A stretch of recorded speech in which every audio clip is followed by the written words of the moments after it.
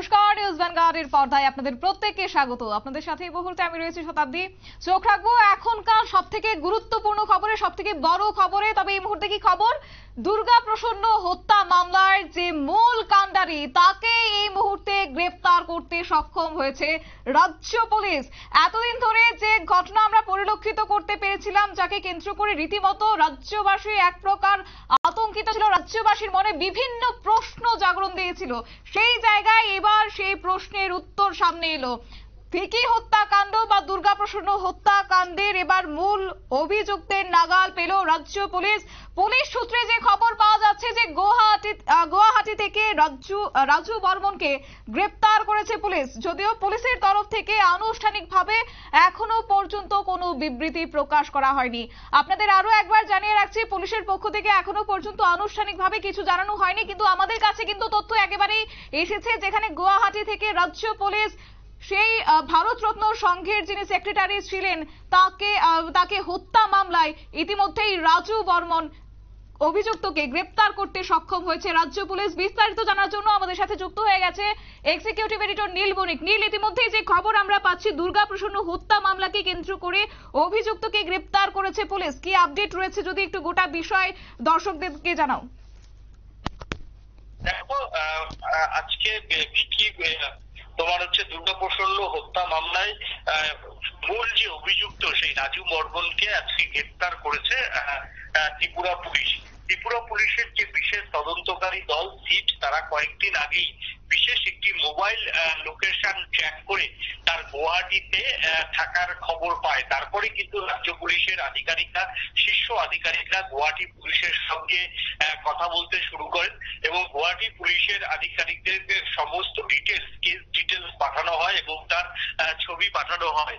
তারপর থেকেই কিন্তু রাজু বর্মনকে গুয়াহাটি পুলিশ পুরোটাই তাকে তার যে ট্রেস আউট করে। এরপরে এখান থেকে যারা সিটের যারা তদন্তকারী আধিকারিক, যাদের উপর গ্রেপ্তার করার মূলত দায়িত্ব ছিল এই হত্যাকাণ্ডের মূল অভিযুক্ত রাজু বর্মনকে, তারকে গ্রেপ্তার করতে তারা পাড়ি দেয়। এরপরই তাকে গ্রেপ্তার করা হয় এবং যদিও এখনো পর্যন্ত আনুষ্ঠানিকভাবে পুলিশ এই গ্রেপ্তারের কথা এখনো তারা আনুষ্ঠানিকভাবে কিছু বলেনি, কারণ যেহেতু বহির্রাজ্যে গ্রেপ্তার হয়েছে তার কিছু আইনি প্রসিডিওর রয়েছে, সেগুলো মেনটেন করার পরই হয়তো আনুষ্ঠানিকভাবে তাকে গ্রেপ্তারের কথা স্বীকার করে দেবে রাজ্য পুলিশ। এবং ইতিমধ্যেই তাকে সেখানকার যেখান থেকে গ্রেপ্তার হয়েছে, অর্থাৎ সেখানকার জুরিসডিকশনে যে আদালত আছে সেই স্পেশাল আদালতে তাকে তুলতে হবে, তাকে রিমাইন্ডে চাইতে হবে এ রাজ্যে নিয়ে আসার জন্য। এবং সেখানে গুয়াহাটি পুলিশ বা অসম পুলিশ তাকে সেখানে মেডিকেল করাবে। তারপর এ রাজ্যে আসার পরে, তারপরে মেডিকেল হওয়ার পর তারপর আদালতে তুলবে পুলিশ, তারপর তাকে নিজেদের হেফাজতে চাইবে। এটা একেবারেই স্বাভাবিক। অসম থেকে, গুয়াহাটি থেকে ইতিমধ্যেই এই কাণ্ডের যে মূল অভিযুক্ত রাজু বর্মন, যে রাজু বর্মনকে প্রায় 3 মাস ধরে পুলিশ হন্যে হয়ে খুঁজছিল। কখনো পুলিশের বিশেষ দল কলকাতা গিয়েছে, কখনো পুলিশের বিশেষ দল বিহারে গিয়েছে, উত্তরপ্রদেশ এবং বিহারের দিকেও নজর রাখা হয়েছিল। সেখানেও পুলিশের একটি বিষয় জানতে চাইবো, এই যে দীর্ঘদিন অতিক্রান্ত হয়েছে, সেই জায়গায় নিশ্চয়ই রাজ্য পুলিশ নজরে রাখছিল গোটা বিষয়, তার জন্য আজকের এই সফলতা। কিন্তু রাজ্য পুলিশকে এড়িয়ে বা রাজ্য পুলিশের নজর এড়িয়ে কিভাবে সে বহিরাজ্যে পাড়ি দিল? দেখো, সেখানে তো একটা গাফিলতি ছিলই। যখন খুন হলো, খুন হওয়ার পর সাথে সাথে এই রাজু বর্মনের নাম উঠে এসছে এবং যে প্রথম দিন খুন হওয়ার পর যারা তদন্তকারী আধিকারিক, যারা মূলত এই যিনি খুন হয়েছিলেন তার পরিবার কিন্তু প্রথম থেকেই রাজু বর্মনের নাম করছিল। এবং যেই সময়তে খুন হয়েছে সেই সময়তে কিন্তু কলকাতা যাওয়ার মতো তার কথা নয়। তার পরের দিনই তিনি এই রাজু বর্মন হয়তো বিভিন্ন ভাবে পালিয়েছেন। একথা একটা বাচ্চা ছেলেও বোঝে। সেই জায়গাতে রাজ্য পুলিশের তো একটা গাফিলতি ছিলই। কেন সঙ্গে সঙ্গে চিরুনি তল্লাশি চালানো হলো না? কেন তার যে নেটওয়ার্ক গুলি রয়েছে সেই নেটওয়ার্ক গুলিকে কেন প্রথম দিনই তদন্তের আওতায় এনে প্রথমেই তাকে গ্রেপ্তার করা হলো না? এটা নিয়ে তো প্রশাসনের বিরুদ্ধে ক্ষোভ রয়েছে এবং প্রশাসনের অন্দরে প্রশ্ন রয়েছেই বলে বিষয়টি নিয়ে কিন্তু সরাসরি যে এয়ারপোর্ট থানা, সেই এয়ারপোর্ট থানাতে কিন্তু সন্তুষ্ট ভূমিকা, তদন্তের ভূমিকায় খুশি নয় বলেই কিন্তু সিটের উপর তদন্ত ছেড়েছে।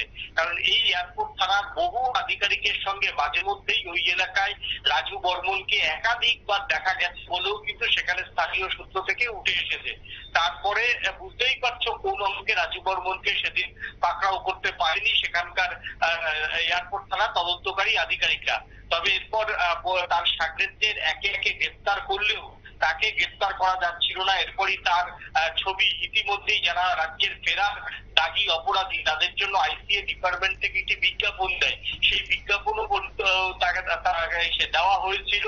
তারপরেও তার যে লাগাতার যে তার নেটওয়ার্কিং গুলো রয়েছে, কোন কোন নেটওয়ার্কিং এ তিনি যোগাযোগ রাখতে পারেন এই মূল অভিযুক্ত, কারা কারা তাকে বহিরাজ্যে থাকার জন্য পয়সা পাঠাচ্ছে, এই বিষয়গুলি সবটাই কিন্তু গোয়েন্দাদের আতস কাছে তলায় ছিল। আজকের প্রযুক্তির যুগে অপরাধী যদি অপরাধ করার পরে সেই জায়গার সঙ্গে কোনো সূত্রে যোগাযোগ রাখে, পুলিশের কিন্তু সেটা ট্রেস আউট করা সম্ভব। সেই রকম সূত্র ধরেই পুলিশের কাছে দীর্ঘদিন খবর আসছিল, কিন্তু পুলিশ শিওর হতে পারছিল না, কারণ বারবার এই রাজু বর্মনরা জায়গা বদল করছিল। জায়গা বদল করার জন্যই একাধিকবার ট্রেস আউট পাওয়ার পর অল্পের জন্য হাত ফসকেছে। তবে এবার আর রাজ্য পুলিশের যারা গোয়েন্দা রয়েছেন, সিটের আধিকারিকরা, তাদের হাত ফসকাতে পারেনি রাজু বর্মন। এবং গুয়াহাটি পুলিশ এবং রাজ্যের প্রশাসনের সর্বোচ্চ আধিকারিকদের যৌথ প্রয়াসে অবশেষে গ্রেপ্তার হলো বিকি মামলার অন্যতম মূল অভিযুক্ত রাজু বর্মন। তাকে গ্রেপ্তার করা হয়েছে। অবশ্যই তাকে গ্রেপ্তার করার পর রাজ্যে স্পেশাল রিমান্ডে চেয়ে সেখান থেকে নিয়ে আসা হবে। তাকে কবে আনা হবে তাকে, সেই কি বিষয় জানা গেছে? হ্যাঁ, কি বলছো তুমি? একবার যদি প্রশ্নটা করলে ভালো হয়। তাকে কবে রাজ্যে নিয়ে আসা হবে সেই বিষয়ে কি কোনো কিছু জানা গেছে এখনো? দেখো, নিয়ম অনুযায়ী 24 ঘন্টার মধ্যেই আনতে পারে, তবে সেটা তো আদালতের বিচারাধীন বিষয়। কারণ যেখান থেকে গ্রেপ্তার হয়েছে সেখানকার যে নিম্ন আদালত বা স্থানীয় আদালত, সেখানে তুলতে হবে। সেখানে রাজ্য পুলিশকে রিমাইন্ডার চাইতে হবে যে তাকে এ রাজ্যে নিয়ে যেতে হবে, এ রাজ্যের তাকে তদন্তের প্রয়োজন, সেটা তাকে স্পেশাল রিমাইন্ডার চাইতে হবে সেখানকার আদালতের কাছে।